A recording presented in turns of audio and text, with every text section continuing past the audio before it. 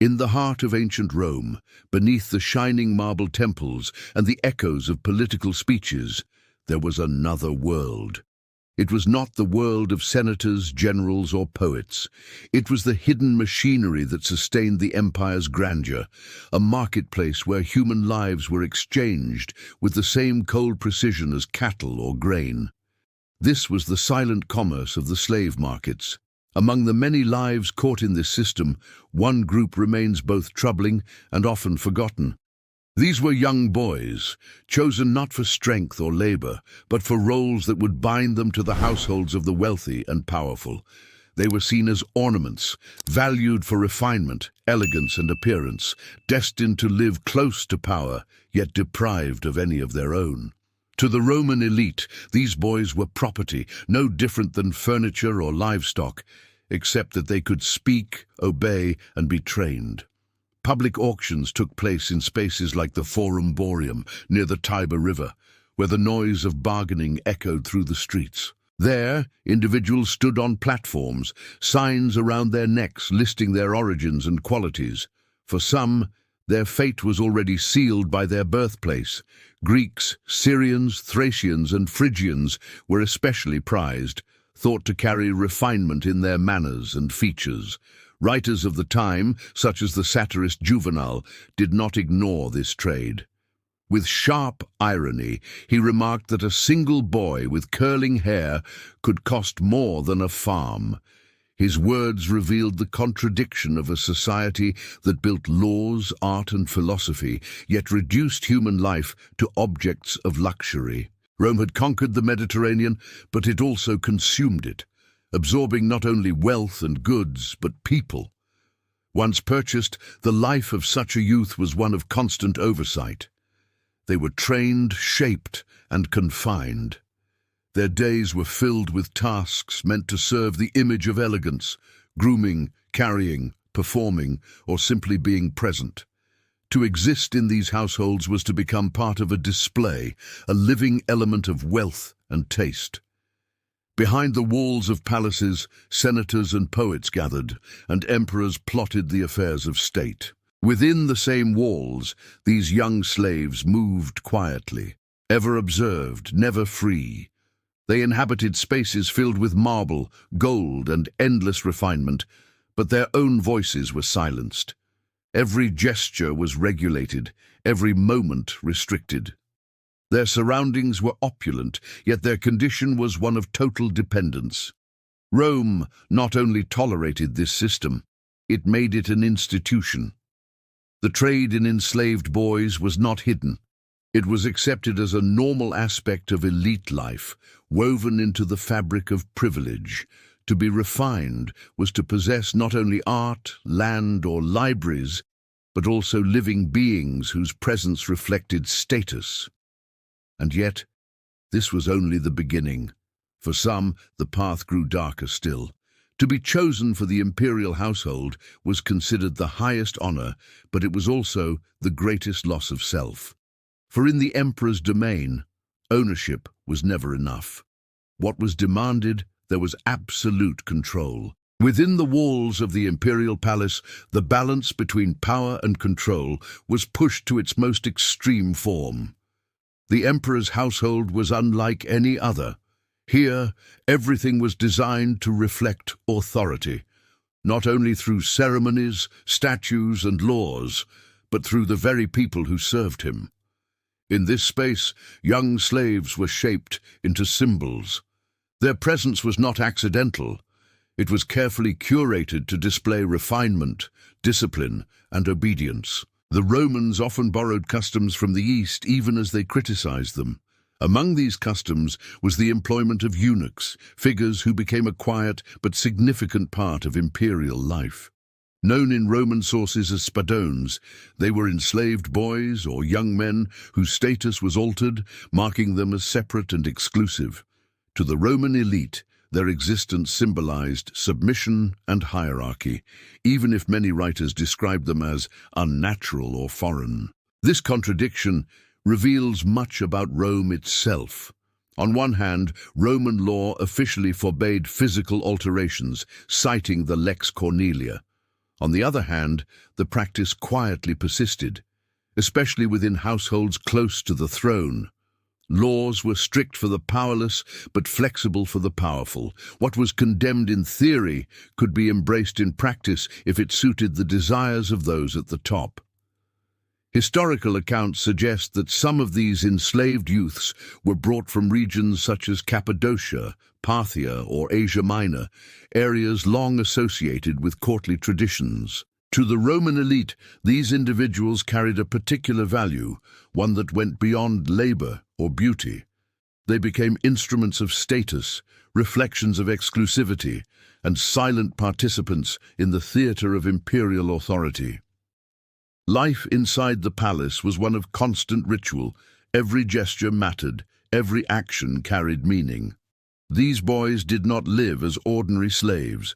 They were caught in an environment where luxury was overwhelming, but personal freedom was absent. They walked through marble corridors and golden halls, yet their lives were entirely scripted by the will of their masters. The contradiction extended further. Publicly, Roman culture valued strength, masculinity, and independence. Privately, however, the imperial court surrounded itself with figures who embodied fragility, elegance, and submission. This paradox reveals the hidden truths of empire. What was praised in speeches was not always what was practiced in the shadows. In this way, the Roman elite turned human beings into symbols of their own dominance. These youths became more than servants. They were representations of control itself. Their very existence reminded the court that the emperor's reach extended everywhere, over conquered provinces, over cities, and even over the most intimate aspects of life. Yet behind this display was silence. For those living within the imperial household, identity was stripped away. They no longer belonged to their families or their homelands. They belonged entirely to the empire. Their roles were carefully crafted, their voices unheard. This was the hidden reality of Rome's grandeur, a world where refinement concealed domination and luxury was built upon invisible suffering. The empire that celebrated law and order also thrived on contradictions it refused to acknowledge. And within the palace walls, the price of elegance was nothing less than human freedom. The life of an enslaved youth inside Rome's imperial sphere was marked by paradox. On the surface, it seemed like a position of privilege. Golden halls, access to emperors, the chance to witness the most powerful figures in the empire at close range. But beneath this glittering facade was a reality of control, confinement, and silence. These boys were visible to all, yet their voices were erased. They were part of the spectacle of Roman power, yet excluded from its rewards. One of the most striking examples comes from the life of Sporus, an enslaved youth drawn into the orbit of Emperor Nero. Ancient sources describe how Nero reshaped Sporus's identity, not out of affection, but as a performance of imperial excess. He was dressed in luxurious garments, paraded before crowds, and placed beside the emperor at public events. Nero reportedly gave him a new name, one that echoed the emperor's deceased spouse, creating a theatrical replacement that blurred the line between personal desire and political dominance. To the outside world, this display was shocking, even scandalous, but within the palace it was another demonstration of Rome's contradictions. An emperor who ruled millions could also remake the life of a single enslaved youth into a living symbol of control. In this act, the limits of power were stretched to their most intimate extremes. Sporus's story was not unique. Ancient writers mention others, sometimes delicately, sometimes with sharp criticism. These figures were remembered not for who they were, but for what they represented. Instruments of status, tokens of luxury, and reflections of a society that often confused refinement with possession. Their roles were carefully shaped to fit the desires of those in command, leaving little space for their own humanity. The villa of Emperor Tiberius on Capri also became the subject of troubling reports. While historians caution that some accounts may have been exaggerated or colored by political hostility, the fact that multiple sources repeated them suggests a deeper truth about the unease surrounding imperial households. These places were not only centers of power, but also stages for performances that blurred the lines between politics, personal indulgence, and domination. For the enslaved youths within these settings, the paradox was constant.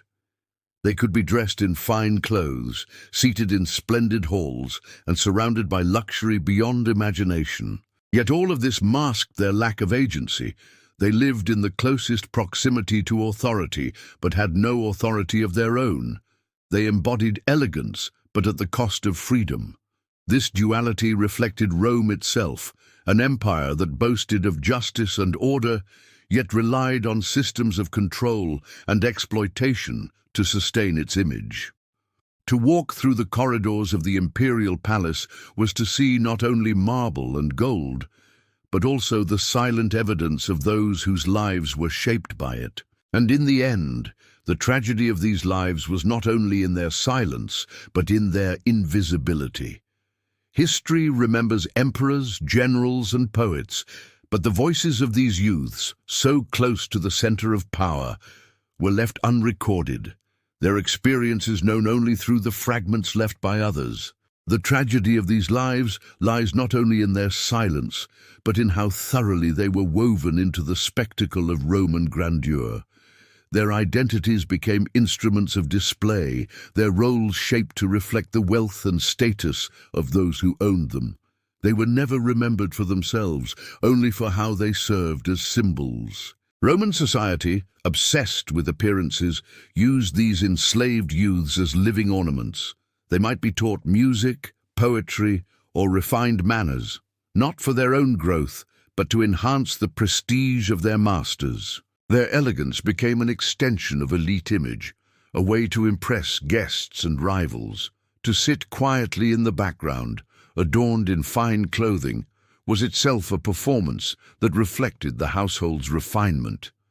Yet beneath this polished exterior was a life of constant control. Every gesture was monitored, every word shaped by discipline. Their surroundings may have been filled with marble floors and painted ceilings, but those walls confined rather than liberated. Their value was measured not by who they were, but by how well they could embody an image crafted for them. This paradox did not disturb the Roman elite. In fact, they embraced it. To them, possession of such youths was a mark of cultural superiority, a visible demonstration of refinement. The empire prided itself on law and order, yet tolerated systems that undermined the very idea of human dignity. This contradiction was not hidden, it was institutionalized. Even Roman writers who criticized excess, like Juvenal or Martial, rarely questioned the system itself. They mocked the indulgence of the wealthy, but accepted the presence of enslaved children as part of everyday life. Their sharp words targeted extravagance, not injustice. For Rome, the problem was never the system. It was only the extremes of how it was displayed. Inside the imperial court, this contradiction deepened. Enslaved boys were both invisible and indispensable. They moved silently among senators, poets, and emperors, maintaining appearances while never being seen as individuals. They lived in the most visible spaces of the empire, yet their identities were erased. Their lives were testimonies not of freedom, but of how thoroughly power could reshape human existence. The accounts of figures like Sporus or the rumors around Tiberius's villa are not just stories of excess. They are reflections of the empire's character. They reveal how power could reach into the smallest corners of life, transforming people into instruments of spectacle. Even in the midst of glory, there was always an undercurrent of control. And still, these youths remain largely absent from history. Their stories are fragmented, filtered through the pens of satirists or historians who often had their own agendas. What remains is a shadow, a faint trace of lives lived in proximity to unimaginable power, yet stripped of agency. To consider their existence is to confront the hidden cost of Rome's grandeur. Every triumphal arch, every marble forum, every golden hall was mirrored by lives that were silenced to make it possible. Rome's greatness shone brightly, but its shadows were just as vast. To look at Rome's grandeur is to see only part of the story. The arches, temples, and monuments remain, testaments to the empire's vision of itself. But behind those stones were lives that made such splendor possible, lives that history rarely allows us to see clearly. The enslaved boys of the imperial household stand as one of the most haunting examples of this truth. Their existence was shaped entirely by forces beyond their control. They were taken from families, lands, and identities, absorbed into a system that valued them not as individuals, but as reflections of status. In the households of the elite, their presence reinforced the idea that luxury and refinement required not just wealth, but ownership of human lives. In the palace of the emperor, their roles became even more symbolic, expressions of absolute power, molded into living displays that served no purpose beyond reinforcing authority. What makes their story especially tragic is the paradox of proximity. They lived near the very heart of power, closer to emperors than most citizens could ever dream. Yet this closeness brought no freedom, no influence, no legacy. They could sit beside rulers at public events, sleep in rooms lined with golden couches, and dress in garments finer than those of ordinary Romans. But their lives were not their own. Their identities were erased in the service of spectacle.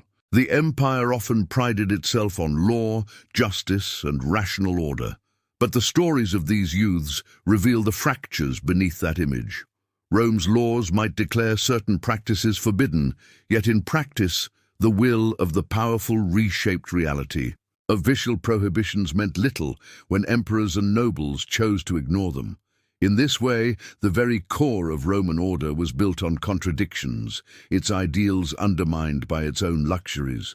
Writers like Juvenal asked, "Who will guard the guards themselves?" The question captures the essence of the empire's hidden cruelty. When those at the top could command absolute control, who was left to question their actions? The enslaved had no voice, and the elite had little reason to confront their own contradictions.